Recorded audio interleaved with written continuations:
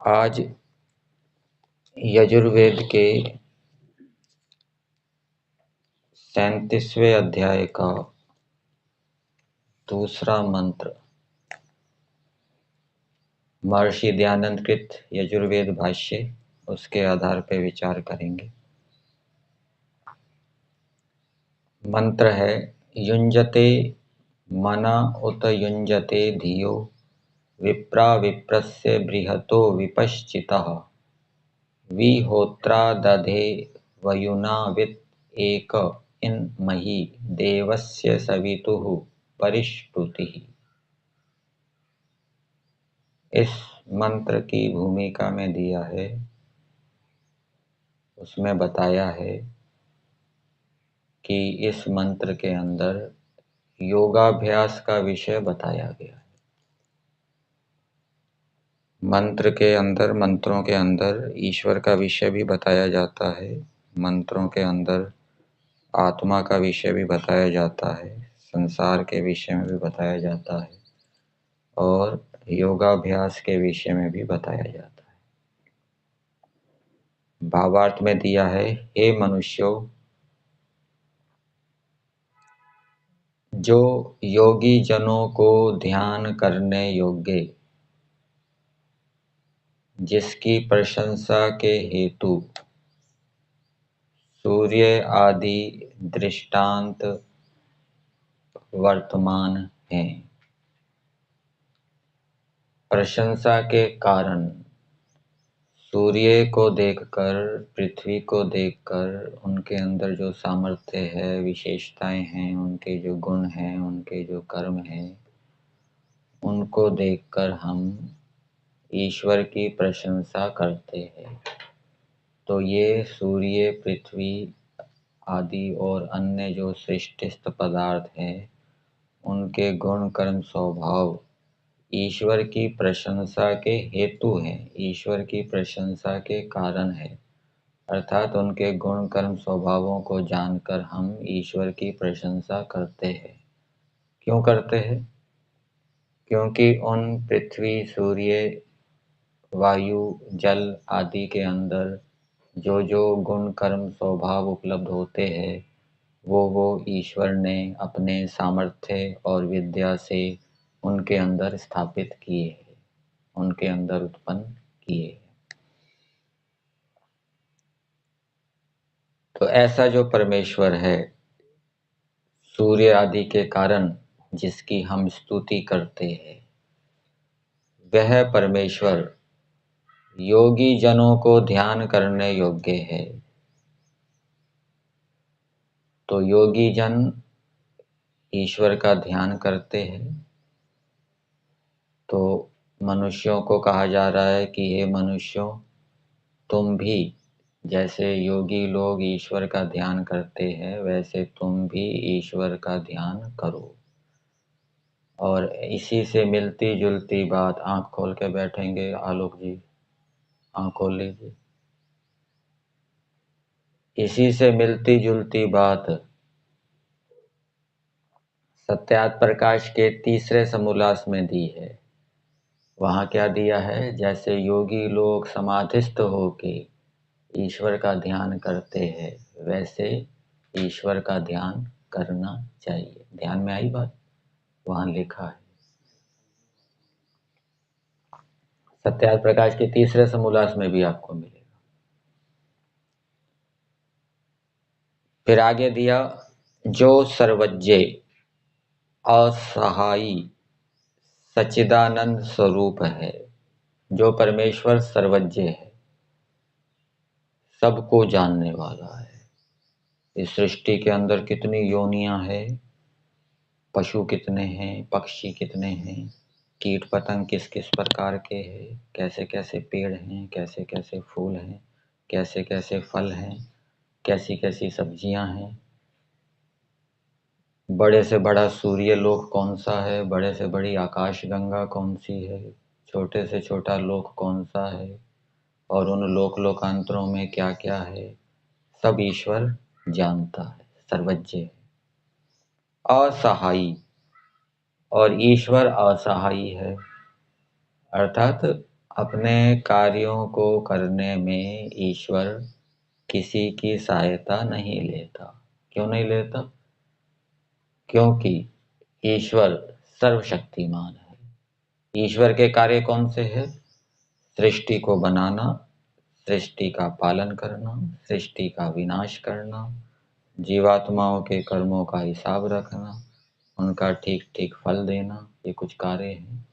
इसमें ईश्वर किसी की सहायता नहीं लेता, अपने सामर्थ्यों से इन कार्यों को करता है।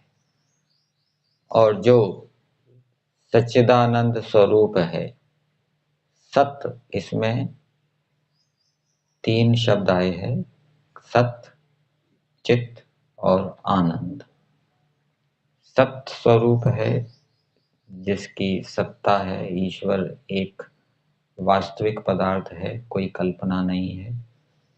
और ईश्वर की सत्ता की सिद्धि शब्द प्रमाण से, वेदों से सिद्ध होती है। वेदों के अंदर ईश्वर का वर्णन है, सदाधार पृथ्वीं द्यामुते माम, जो परमेश्वर द्युलोक और पृथ्वी लोक को धारण कर रहा है। अनुमान प्रमाण से भी ईश्वर की सत्ता की सिद्धि होती है। कार्य को देखकर कारण का अनुमान होता है। ये पृथ्वी सूर्य आदि कार्य है। कैसे कार्य है? क्योंकि ये अनेक परमाणुओं के संयोग से बने हैं, संघात रूप है। जो संघात रूप होता है वो कार्य होता है।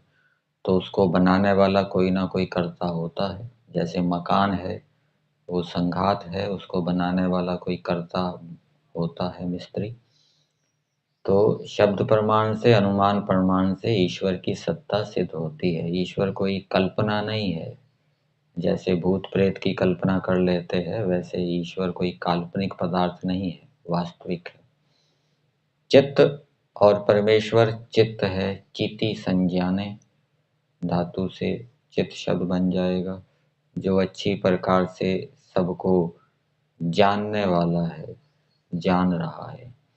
और आनंद स्वरूप है, आनंद गुण वाला है।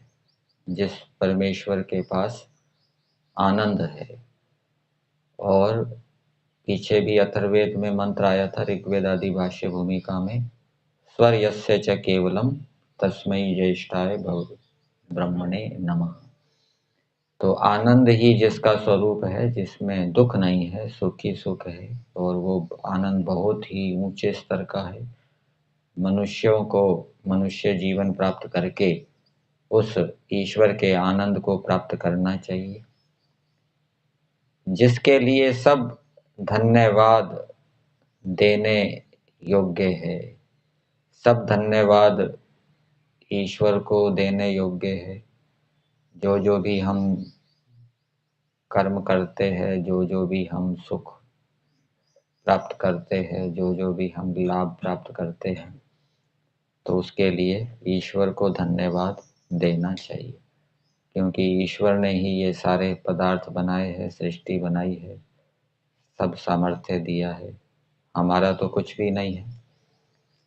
पूज्य स्वामी सत्यपति जी क्या बताते हैं कि यदि ईश्वर हमें स्थूल सूक्ष्म शरीर ना दे तो हम एक पलटी भी नहीं खा सकते। इतना हमारा सामर्थ्य है, कुछ जान भी नहीं सकते, बेहोशी जैसी स्थिति में हो। इसलिए हम संसार में आकर मनुष्य शरीर प्राप्त करके अनेक सुखों को भोग रहे हैं, अनेक कर्मों को कर रहे हैं। इसके लिए सब धन्यवाद ईश्वर को देना चाहिए। उसी को इष्ट देव तुम लोग जानो। तो मनुष्यों को संदेश दिया जा रहा है मंत्र के माध्यम से, परमेश्वर के द्वारा, कि हे मनुष्यों, परमेश्वर कह रहा है कि मेरा योगी लोग ध्यान करते हैं और सूर्य आदि को देखकर, उनके गुणों को देखकर आप मेरे महत्व को जानो, समझो, मेरे गुणों को जानो और उनको जानकर समझकर मुझे इष्ट देव मानो। ठीक है, अर्थात मुझे उपास्य मानो, मेरी ही उपासना करो, मुझ में ही सबसे अधिक प्रीति करो, किसी अन्य की प्रीति ना करो। अब मंत्र के पदों को पदार्थ के माध्यम से देखते हैं। मनुष्यों को कहा जा रहा है, हे मनुष्यों, जो वयुनावित, वयुन शब्द आया है और वयुन का अर्थ होता है प्रज्ञान, ज्ञान। तो वयुना वित्त, विद, ये विद ज्ञाने धातु से, जो उत्कृष्ट ज्ञानों में प्रवीण है। ये ईश्वर स्तुति प्रार्थना उपासना में जो मंत्र आता है अंतिम, वहां पर वयुन शब्द आया है कहीं? अग्ने नय सुपथा राय अस्मान विश्वानी देव वयुनानी विद्वान, जो हमारे प्रज्ञानों को जानने वाला है। वही बात यहाँ पर है, वयुना वित्त। वयुन का अर्थ हो गया प्रज्ञान और वित्त, कि जो परमेश्वर उत्कृष्ट ज्ञानों में प्रवीण है, अर्थात ईश्वर के पास उत्कृष्ट ज्ञान है। किसी भी कार्य को करने का बढ़िया से बढ़िया उपाय, बढ़िया से बढ़िया तरीका, जिससे कि कम से कम समय लगे, कम से कम शक्ति लगे, ऐसा उपाय परमेश्वर के पास है। और दूसरा अर्थ इसका हो जाएगा कि जो परमेश्वर सभी जीवों के ज्ञानों को जानने वाला है, कि कौन सा जीवात्मा कितने अज्ञान में है, कितने ज्ञान में है, ऐसा जो परमेश्वर है। एकह अद्वितीय जगदीश्वर, यहाँ एका का अर्थ अद्वितीय किया है, कि जो अद्वितीय है, जिसके तुल्य दूसरा कोई नहीं है। सबको विदधे, रचता है, जो सभी प्राणी और अप्राणी जगत को बनाने वाला है।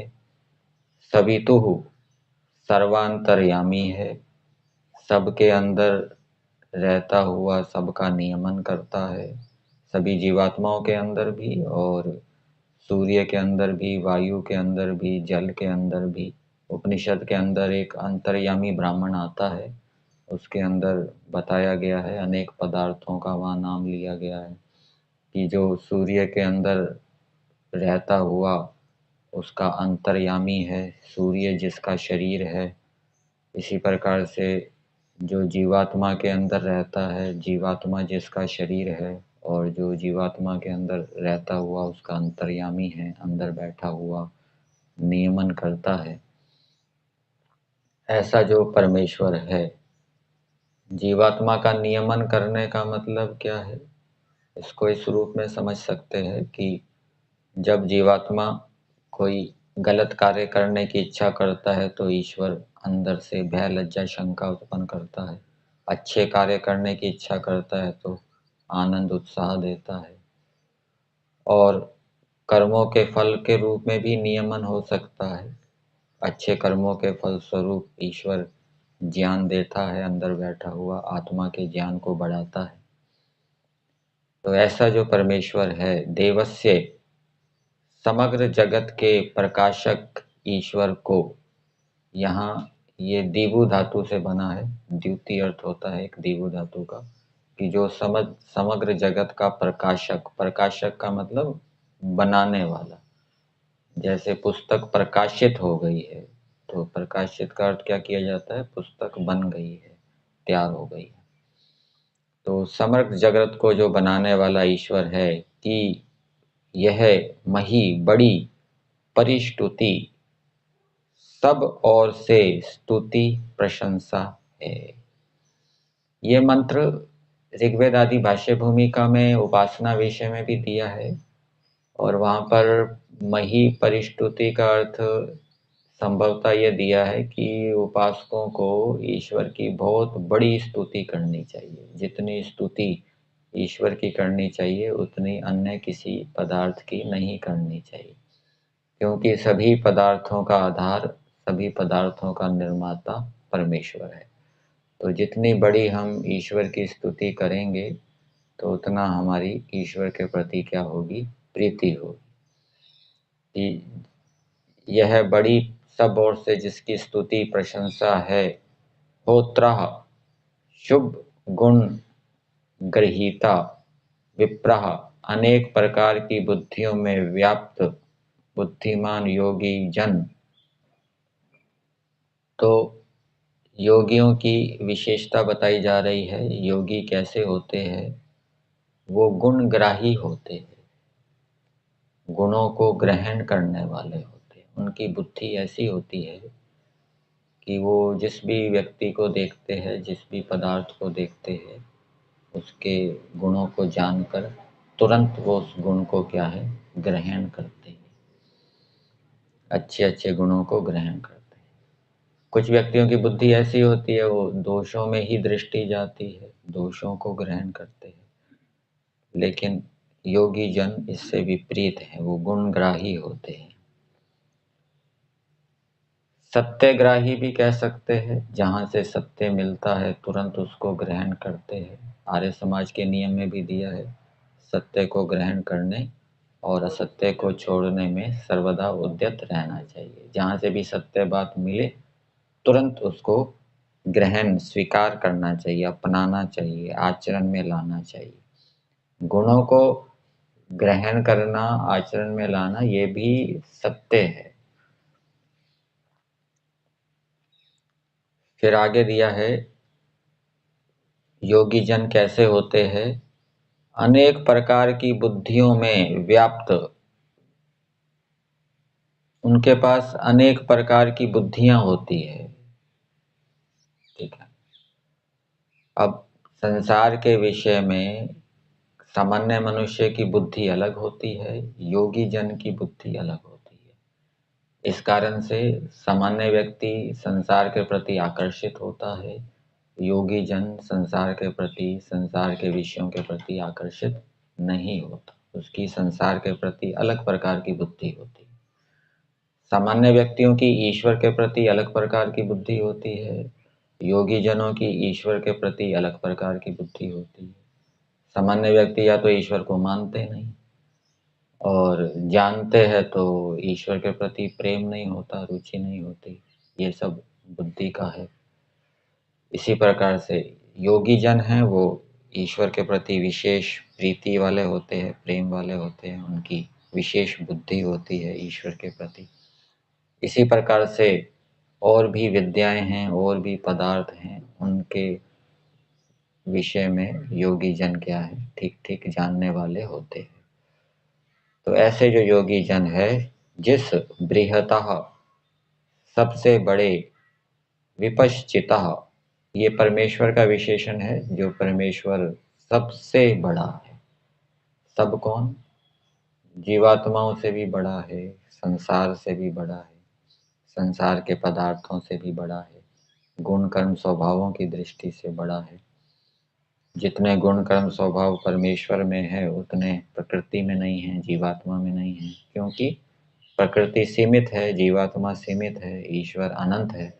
इसलिए ईश्वर में अनंत गुण कर्म स्वभाव है, और एक एक गुण भी अनंत है, उसकी कोई सीमा नहीं है। इसलिए वो परमेश्वर सबसे बड़ा है। विपश्चितः अनंत विद्या वाला, और परमेश्वर में अनंत विद्या है, कोई अंत नहीं है उसका। कोई भी विद्या हो, खगोल भूगोल व्याकरण आदि, उनको वो अनंत रूप में जानता है।